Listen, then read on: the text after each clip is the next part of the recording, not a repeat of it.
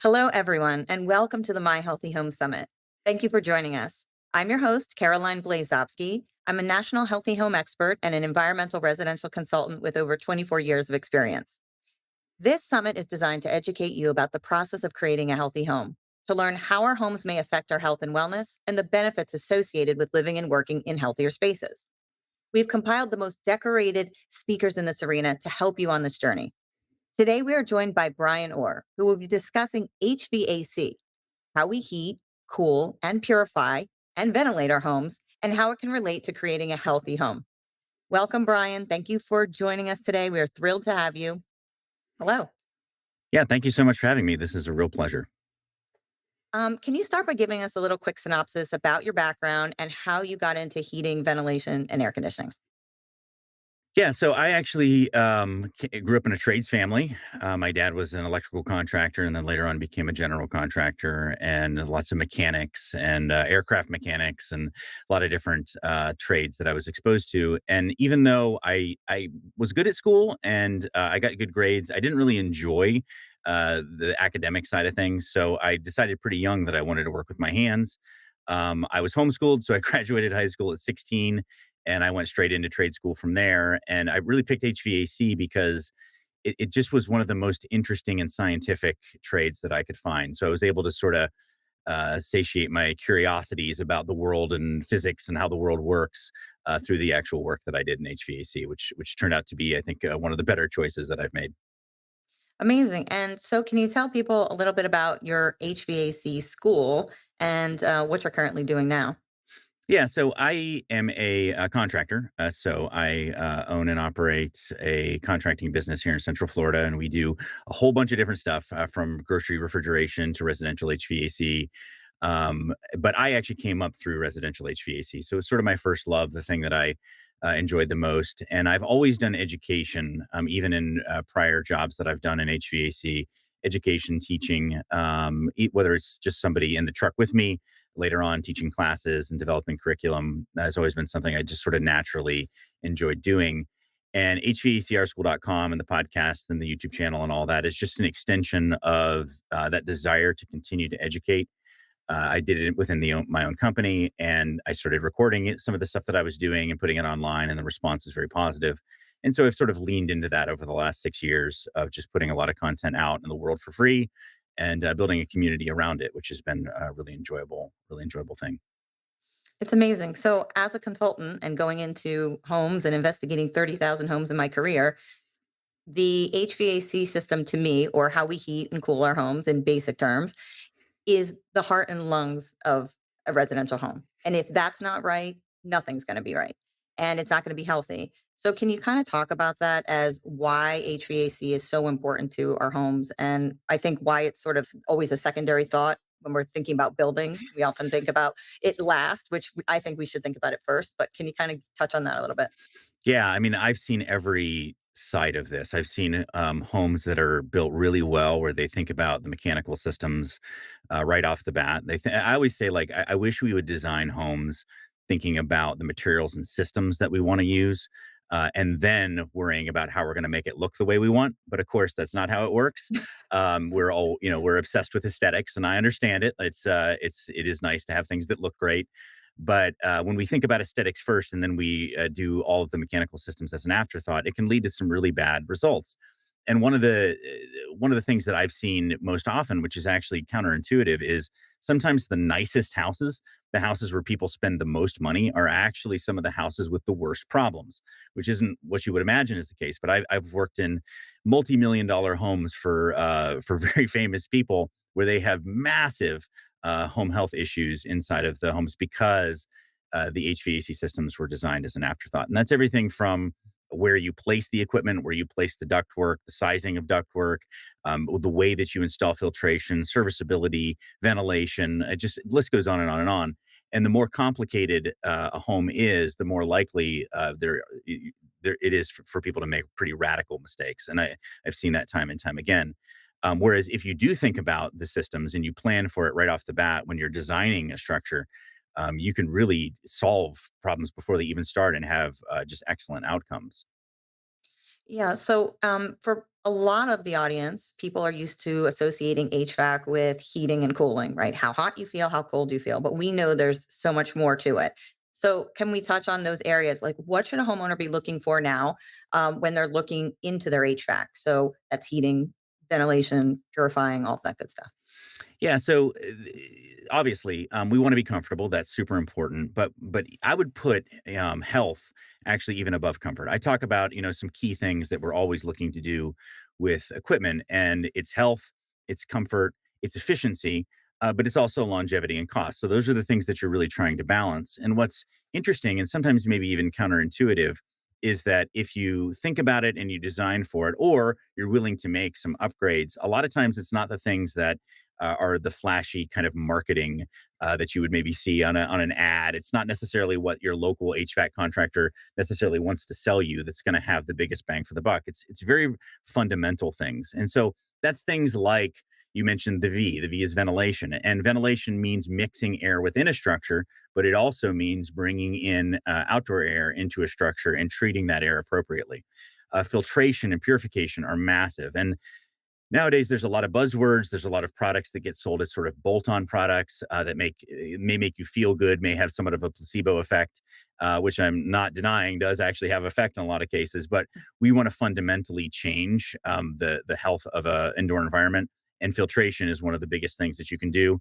In addition to that, controlling the relative humidity. I would say if I had to choose between controlling the relative humidity really well in a space or keeping the temperature exactly what I want, I would always go towards the controlling relative humidity side because of the health impacts that that can have over the long run of keeping that really well controlled. So we talk about the main kind of pillars all the time, and of course that's we want to make sure that we're filtering the air really well. We want to make sure that we're controlling all of the sources of issues inside of a home, whether it's chemicals, all that source control stuff is really important. And that's not necessarily the responsibility of the HVAC contractor, but it is the responsibility to think about it, and to plan for it when you're designing or altering a space. And then obviously you want to think about controlling humidity and making sure that you're designing things in such a way that they can be maintained and will be maintained in an adequate way. So those are just a few things you want to be thinking about beyond just the temperature that shows up on your thermostat.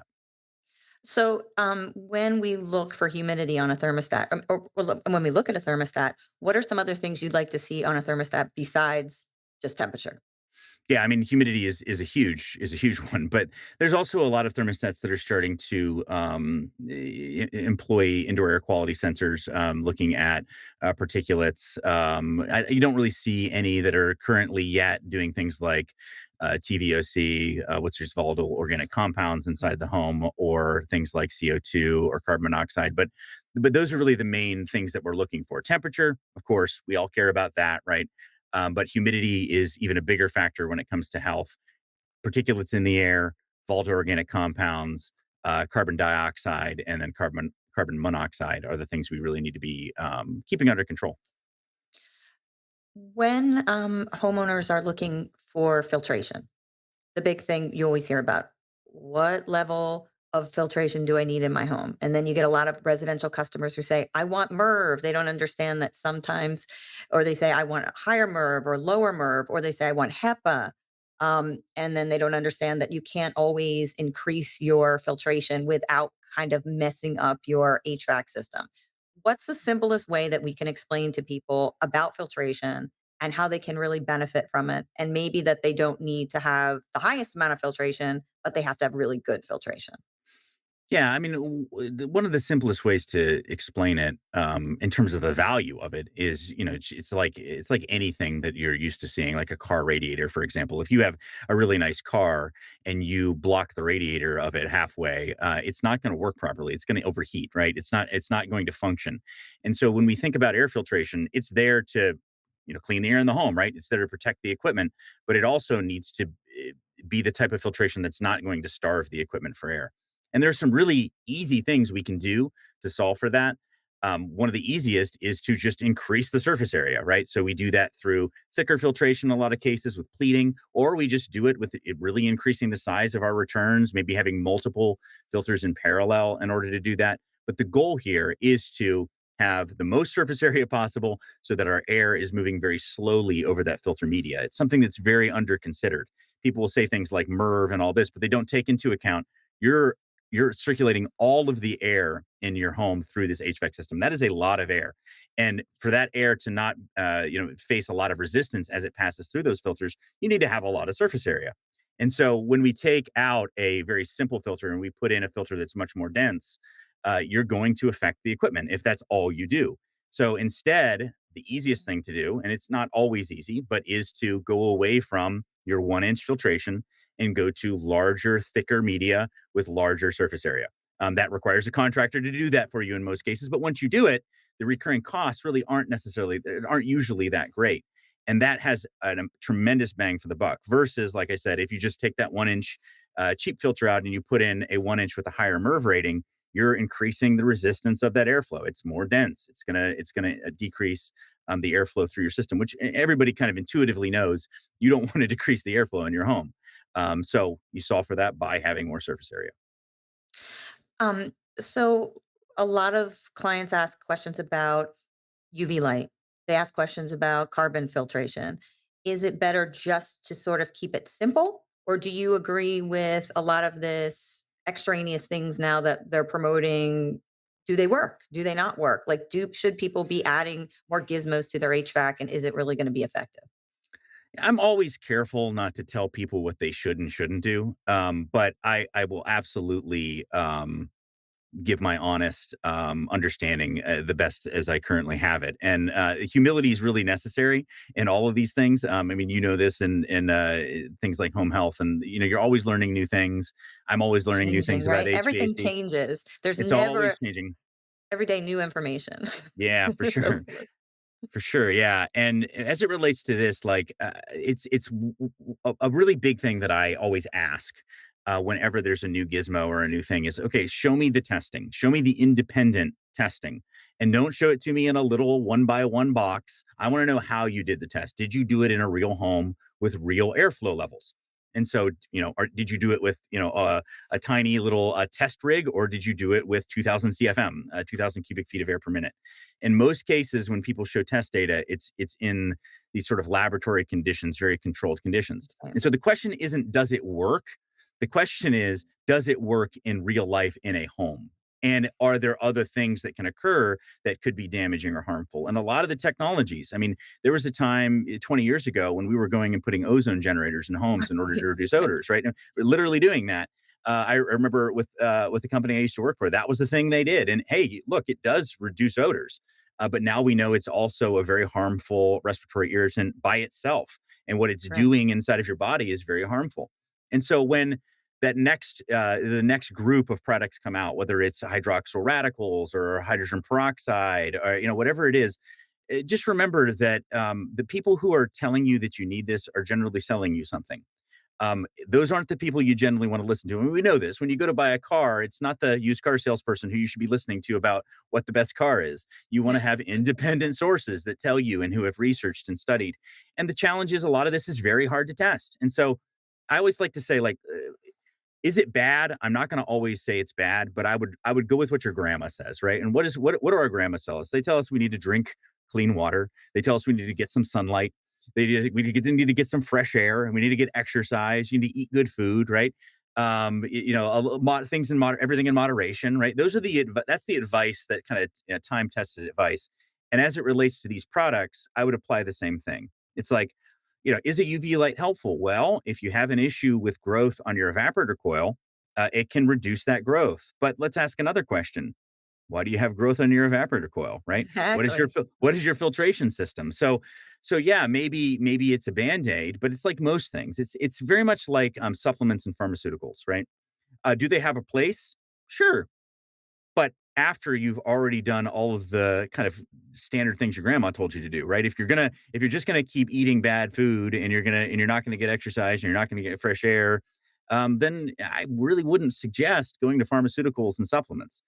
And in most cases, they're not being sold, from my perspective, in an appropriate way. Air purifiers that put some sort of active molecule in the air that supposedly neutralize odors or do all these different things. The question that we always have to ask is, does it do it at scale? So sure, maybe it does it in the small area, but does it do it at scale? And what are some of the other costs? What are some of the other kind of chemical reactions that are occurring in your home that might actually be harmful? There's a lot of studies that have shown that it actually can be. So my advice, as it if kind of fundamentally, I'm answering this really long, but my advice to anyone is don't start there. Don't start with bolt-on products. Don't start with UV lights. Don't start with air purifiers. Start with filtration. Start with ventilation. Start with dehumidification or humidity control in general. Those are the things that you want to focus on first.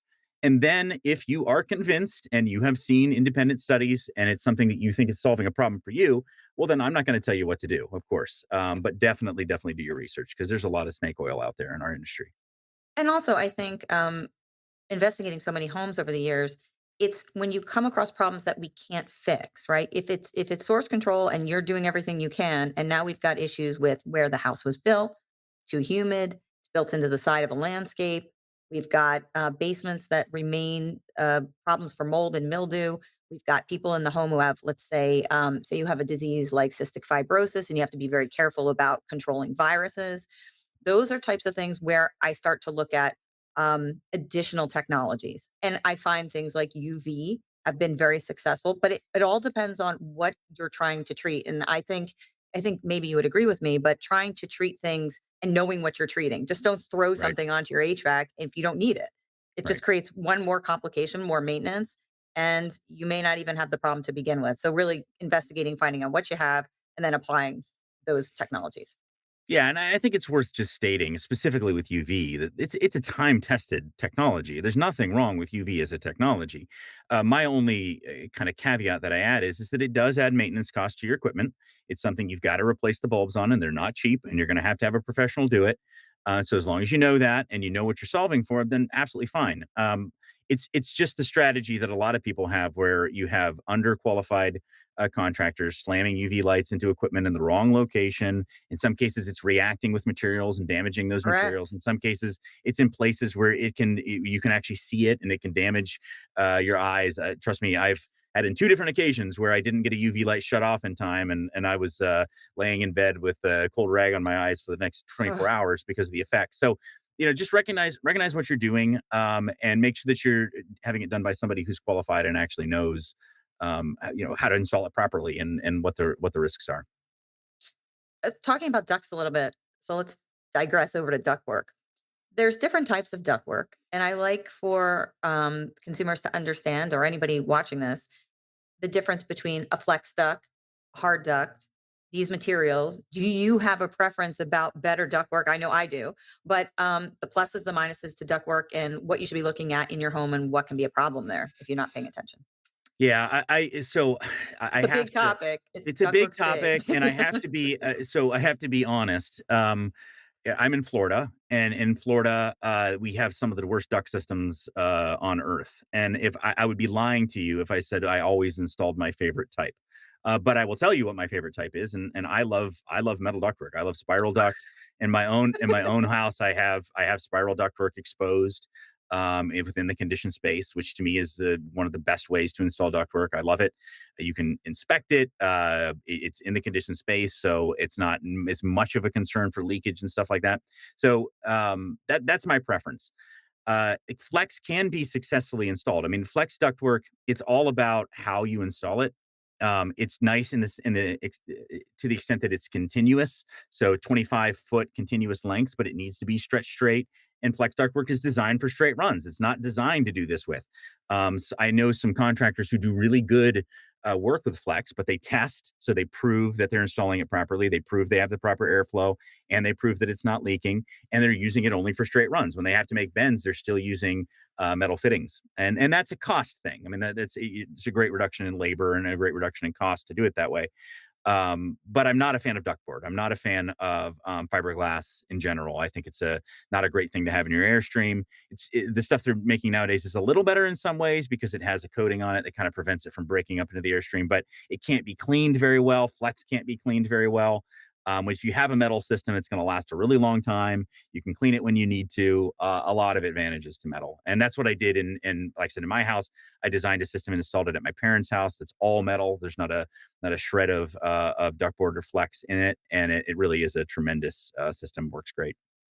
And for people who don't know, because we have so many different people tuning into this that, are not don't have the knowledge that we have, explain if they look at their ductwork, how they could, or if they look at their HVAC system, heating and cooling system, how they know what they have. So in this sense, we're talking about forced hot air. So explain to them how they would know that they had what the difference would be between the two. Yeah, I mean, so in a lot of so it depends on your market quite a bit, and so that's a little tricky. But if you have a forced air system and it's metal, generally speaking, you're going to see right coming right off the top of your indoor unit, or your furnace, or your fan coil. There's going to be what we call a plenum. And and again, this just depends. Sometimes it's in your basement, wherever. It depends on your market. In our where we are, it's in closets and in garages all the time. But right off the top of that, it may be insulated or uninsulated, depending on your market. Really should be insulated, but it's going to be metal. I mean, if you kind of bump the side of it, a lot of times you'll be able to hear that it's metal on the inside.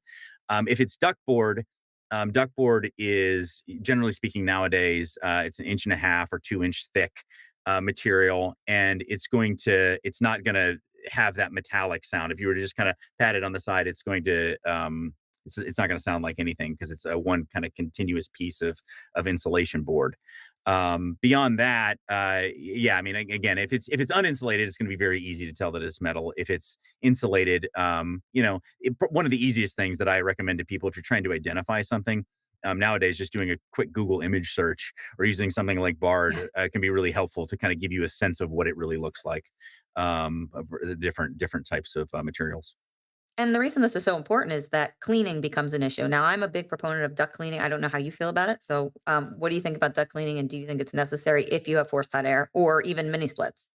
So, Um, if you need your ducts cleaned, I think you clean them, right? If they're dirty, you clean them, but then try to keep them clean by making sure your filtration is better. I mean, if you have really good filtration, your ducts really should almost never get dirty. Um, Also, if you have a ductboard system, a ductboard and flex system, cleaning it it doesn't really work great. I mean, if you Correct. do it well, and you have somebody who really knows what they're doing, they can make some difference on those systems. But the problem is that just as often you're going to have somebody who damages it. If it's metal, then it's quite easy to clean. I shouldn't say easy. You have to have the right technology and know what you're doing, but it's much easier to clean and you can have really, really good results. So it's like most things. If it's dirty, yeah, absolutely. Clean it and have it cleaned by somebody who knows how to clean this particular material. I would always be careful about hiring contractors who sort of do duct cleaning as a side thing. Like, oh, hey, we also do. Yeah, sure, we do that. We have a guy who has a machine. I would hire somebody who has a really good reputation, really well demonstrated that they know the different types of materials and how to clean them.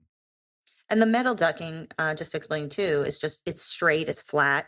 When you have flex duct, it's got these little grooves like a Yeah. slinky. And basically, it's very hard to clean in there. And if you do have a mold problem or something that develops, it gets trapped up in that flex. And it's almost next to impossible to get out. And most of the time, we end up recommending that you have to replace the flex. So that's why I'm not a big fan of flex because it holds on and harbors all kinds of Yeah, interesting yeah, things. and again, like, that slinky is supposed to be fully expanded, right? It's supposed to be where there's almost no rough surface, but almost nobody installs them that way, right? They're making Interesting. bends or all this stuff, and it gets stuck in between those. But also to your point, that internal liner is very thin, and so it's also easy to damage and hard to clean because of that. So yeah, to your point, if it's a metal system, you're going to have much better results in doing duct cleaning. Most of the people in our market, for example, in Central Florida, who do duct cleaning, I mean, it's a scam. Like they're not doing anything. They're not doing anything that's actually helping. And in fact, in some cases, they're just sort of freeing stuff up and blowing it in the air. Good quality duct cleaning is can absolutely be done, and I have some friends who do it, but it's intensive and it is dependent on the materials. And you also want to make sure somebody is NADCA certified. Actually, we're going to have a speaker coming up on the summit who's going to talk about duct cleaning. And I'm like you, I'm very particular about how it gets done and when it gets done. And so, and because I've seen it be very helpful, especially when we have people with cats in the home and Yeah, animals and a lot of proteins. So, very interesting topic. When we're talking about heating and cooling, there are so many different types of systems people can have. And I think people get overwhelmed because how many times have I gone into a house and I say, well, what type of heat do you have? Do you have forced hot air? Do you have baseboard hot water? I say, I don't know. I don't know how my home gets heated. or cooled. So explain just to touch a little bit about the different systems you could potentially have, whether it's a heat pump, electric baseboard. What are the options that people have across the country? Because we have so many different listeners and audience. Yeah, yeah, for sure. And again, I always have to caveat, I'm from Central Florida, so I tend to kind of tilt my answers towards what I have the most experience with. But obviously, yeah, you've mentioned a couple hydronic systems. Anything that is water based. You have a boiler. There's a lot of different strategies that can be used there with hot water, fan coils, baseboard heat, radiators, all that sort of thing. That's on the all what we call the hydronic side of things. And again, because generally you're going to have a boiler. That's the way you're going to be doing that. Heat pumps are becoming much more popular across the country. In my market, that's almost all I've ever worked on. To me, when I think of air conditioning and heating, I think of heat pumps. And heat pumps, some people will call them electric heat pumps, but what heat pumps do is they actually extract heat from the outdoor air and bring it inside, which is a much more efficient way of doing it. You're not kind of like generating heat just through electricity or burning a fossil fuel. You're actually just trading it. You're bringing it from outside in. And people feel like, well, that must be impossible because it's cold outside. But just remember, until you get to absolute zero, there is still a lot of heat outside. And so we can bring that in and utilize that. There's a lot of push towards heat pumps. But there's also been a lot of negative feelings towards them in the past because past technologies weren't that great. And a lot of times people would end up being cold in the winter and there's nothing that makes In you the hate north, something. Yeah, right. right? So I'm Exactly. up in by New York City, right? So Right. it's always when you say, "Oh, I want to put a heat pump in my house," people go, "What? No, you can't do that." And Right. that's still a very Sure. common thought process, but it isn't true. You can, I think, almost in anywhere now in the U.S., you can install a heat pump with the right conditions and also the right professionals doing the job. Yeah, sizing, planning. There's a lot of factors, and it can be done wrong very easily, which is super important. Then, of course, you have all of your fuel burning appliances, which there's a wide range of different fuel burning appliances. Back in the day, there was a lot of oil heat. You would have an oil furnace. Nowadays, that's much more rare. Nowadays, a lot of natural gas, propane is what's burned. Good side to that is it's very consistent. It produces a lot of heat. Bad side is that it produces carbon monoxide, and it's not really great for the environment. So a lot of people are working towards eliminating that. Beyond that, you have electric heat, and electric heat is by far the most inefficient. If you think of the simplest thing is those little space heaters that you can plug in. There's a couple people in my office. They get cold in their office and they plug in a space heater. I'm like, oh I'm my gosh. guilty. I'm I mean, guilty. My feet it's are just always cold. I've got a space heater all the time. yeah, and like I get it, but it's the most inefficient, the most expensive form of heating that there is because you're literally just running electricity through a coil or a heater core in order to produce heat.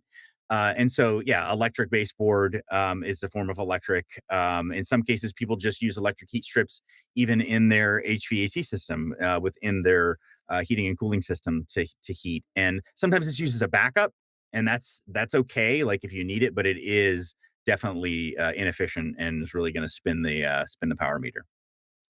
Oh, we have a lot of people now in my office building that I'm in, actually, believe it or not, I have old steam heat and an Yeah, yep. oil boiler. That is not traditional. What's great about steam and any kind of convection heat or any kind of baseboard system is that you don't get a lot of that dust things particulate blowing around. You seem to get sick less, you get less viruses Mm, yeah. versus forced hot air where you're blowing through a duct. If one person's in a part of the building and they're sick, it tends to fly through the system and somebody else ends up getting a virus or a cold.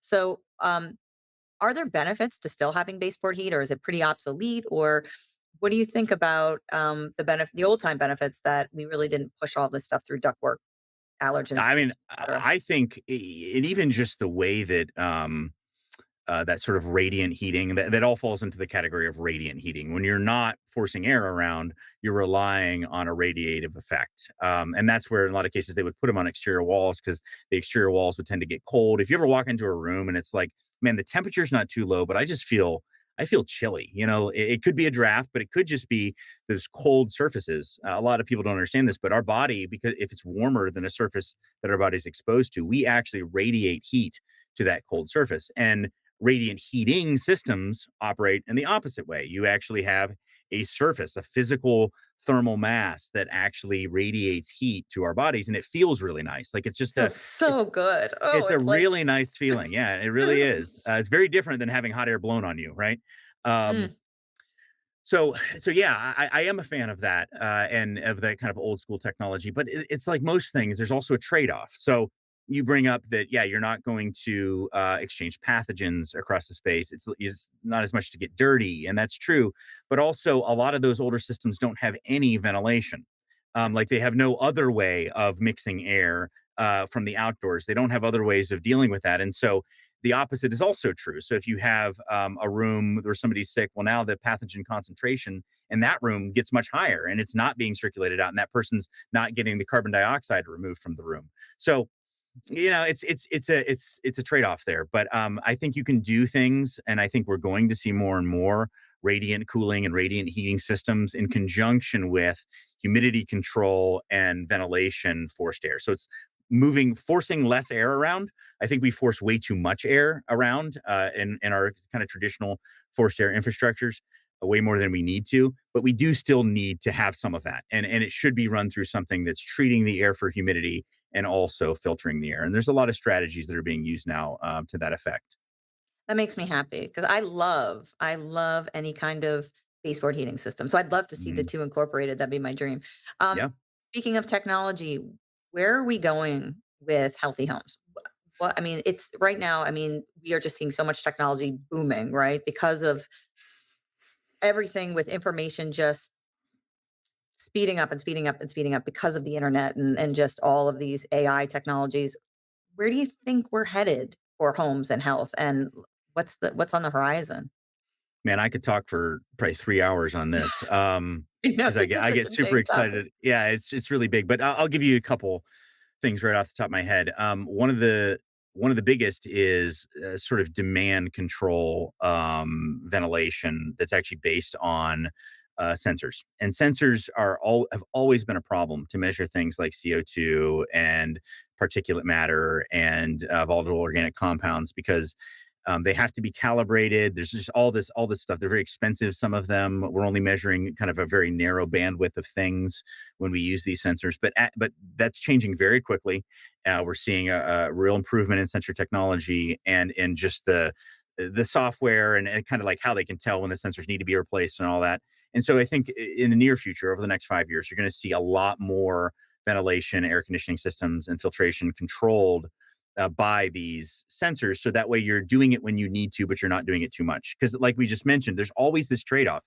There's a trade off, like in a lot of markets, bringing in outdoor air isn't really necessarily cleaner. You know, like that outdoor air might have other things about it. It may be a very cold air, very cold and dry in northern markets. In our market, it's moisture laden and very hot air. And so you have to deal with, you expend energy in order to make that air healthy, but you know you want it, but the more that we can do things like sense CO2, carbon dioxide adequately, the more we can look at total volatile organic compounds inside of a house with sensors, the more we can actually kind of treat the specific issue Treat the that we're having. problem Yeah, issue. rather than just throwing a solution at it. I mean, you kind of think of it like even the technological changes in healthcare on like cancer, where we're more and more just treating exactly where that cancer is. We're not, immersing the entire body in radiation or chemo. And it's the same sort of thing. Up to this point, we've really been just kind of like just throwing the book at a house rather than like specifically laser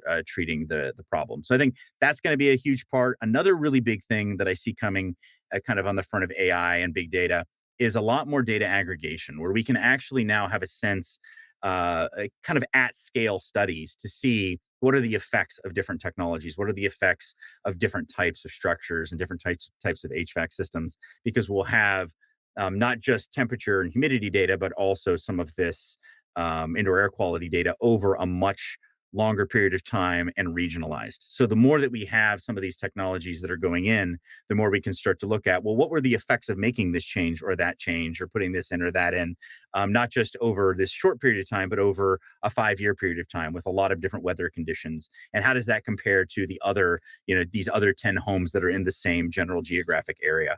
and that'll give us the ability to really know what the results are. Up to this point, it's been very, very tricky to do. Even if you do everything right, it's still very tricky to do. Exactly. And a lot of these contaminants that we worry about, we're worried about long-term exposure. We're not worried about what's going to happen in an hour.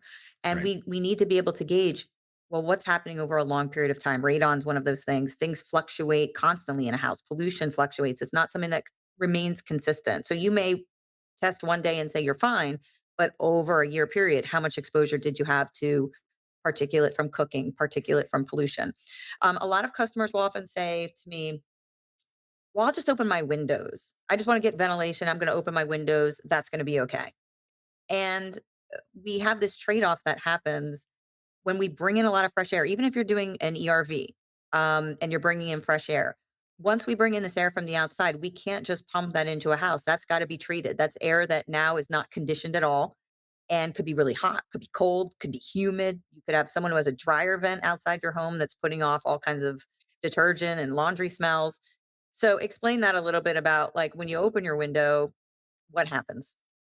Yeah, I mean, and again, this is going to vary market to market, but there's just a lot of things about that outdoor air that you don't know. Again, if you live in the middle of the country in San Diego, where the weather's always beautiful, well, okay, and the air's pretty clean, we're fine. Nice. You're probably safe, right? But when you live the way most people live, where you, like you said, you have a neighbor next door. Maybe he has a tankless water heater right on the outside of his house, right next to your window, and you open that up, and this thing's spewing carbon monoxide, and now that's going right into your house. Obviously, you live in city environments. A lot of city environments have ambient carbon monoxide.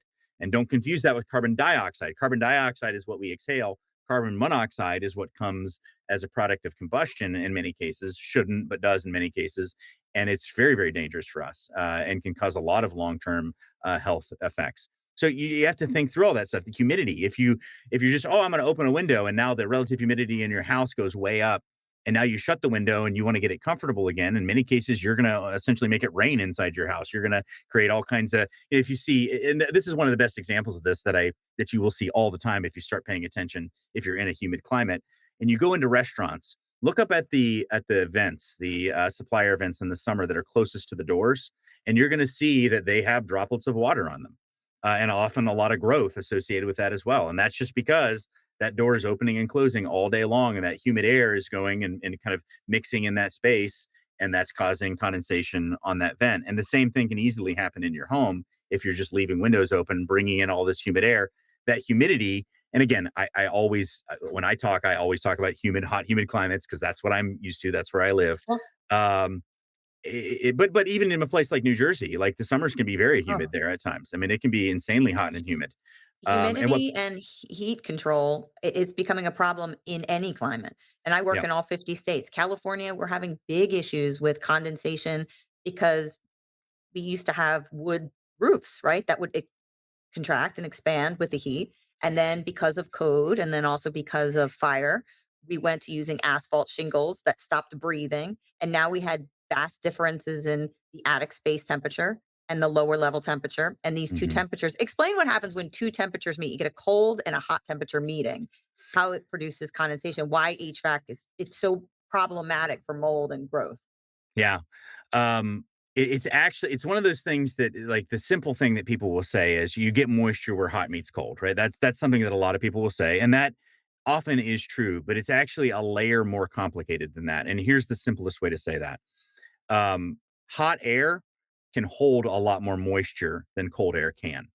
Okay, so cold air is dry air, and you know this, right? If you're in Wisconsin in the winter, the relative humidity, and you bring that air into your home, you open the door or whatever, that air warms back up. It's like super, super, super dry, and that's because all that cold air can hold only a little bit of moisture. The metaphor we always use is it's like when you're stirring sugar into tea. You can't stir granulated sugar into cold iced tea. It just sits in the bottom. It doesn't absorb in. But if that tea is hot, it'll hold that sugar really well. It's not a perfect metaphor, but it gives you the sense Hmm. that hotter air can hold a lot more moisture. So what happens is when you have an attic that's very, very hot, it also is a sink for moisture. It has a lot of moisture in that air, but it doesn't squeeze the moisture out because it's like an expanded sponge, right? It can hold a lot. The moisture squeezes out when it comes up against a cold surface or a cold air mass. Then it can't hold as much. And what happens to that moisture? Well, it rains out. It condenses out of that air mass.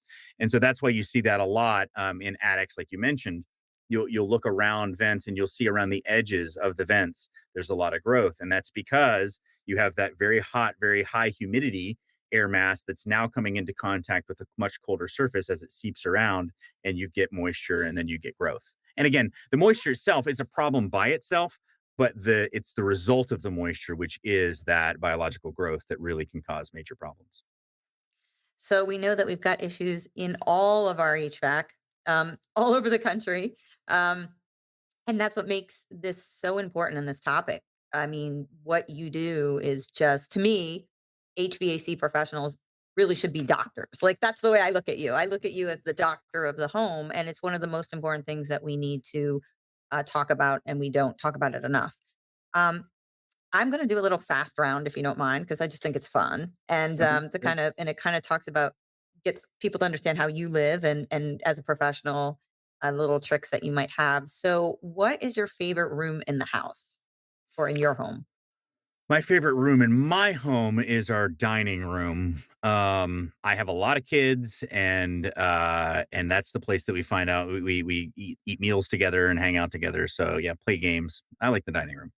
Nice.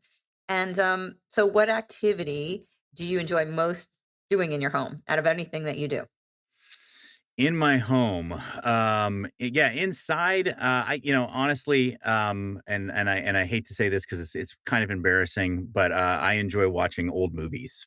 Yeah, old That's movies. awesome. Andy Griffith, anything from the 50s. I love that Nice. stuff. And so, what is a problem that you have in your home from a healthy home standpoint that you are currently ignoring Oh boy, or haven't that's addressed? that's a long list. Yeah, so I built my own house. It would be 9 years ago, and I built it in a hurry, and I wasn't paying attention to a lot of things. And in the main portion of my home, actually in my dining room, I have a tongue and groove ceiling, and that was silly in retrospect. And so I actually do get a little bit of growth right in the peak of my tongue and groove ceiling where it comes together, and I haven't addressed that issue. It's just what we just talked about, and I haven't dealt with it myself.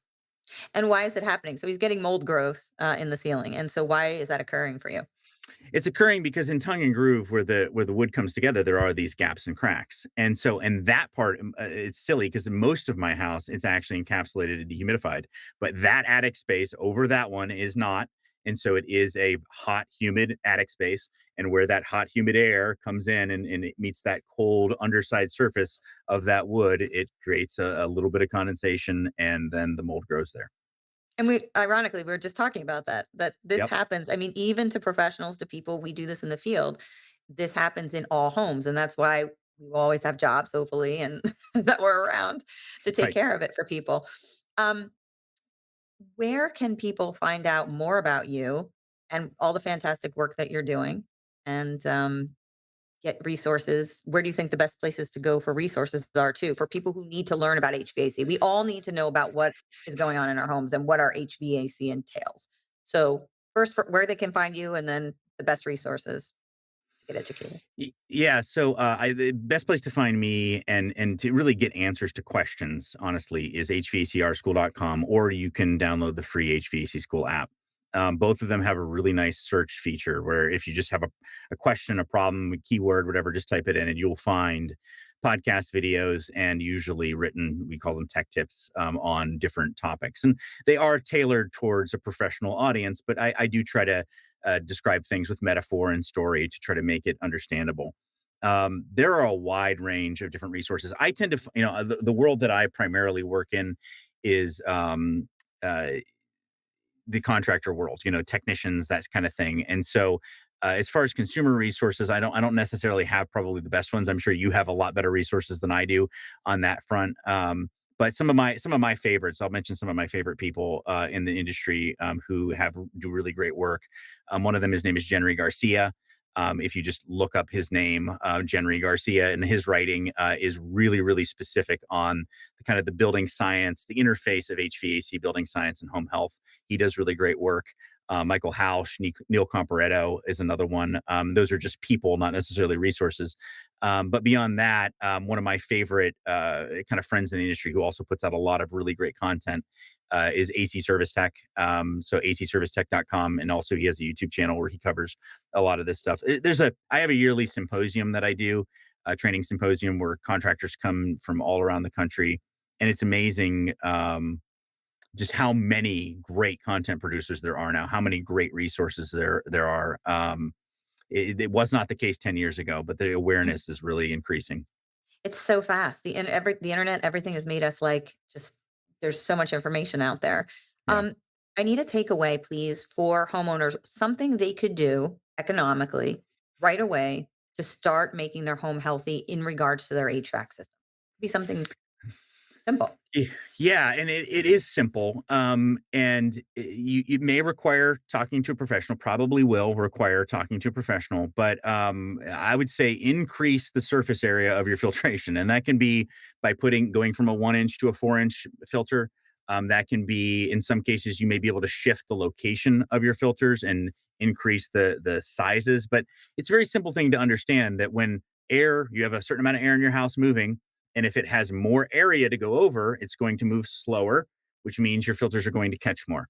And that's really, really important. So don't just go and swap your filter with a different filter that you buy at the local hardware store. That's probably going to cause it's not necessarily going to have great results.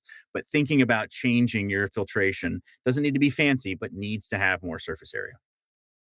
You are amazing. Keep doing all the work that you're doing because we need you. And thank you so much for joining us. It's just Yeah, thank you. awesome. Thank you so much for having me. It's a real pleasure.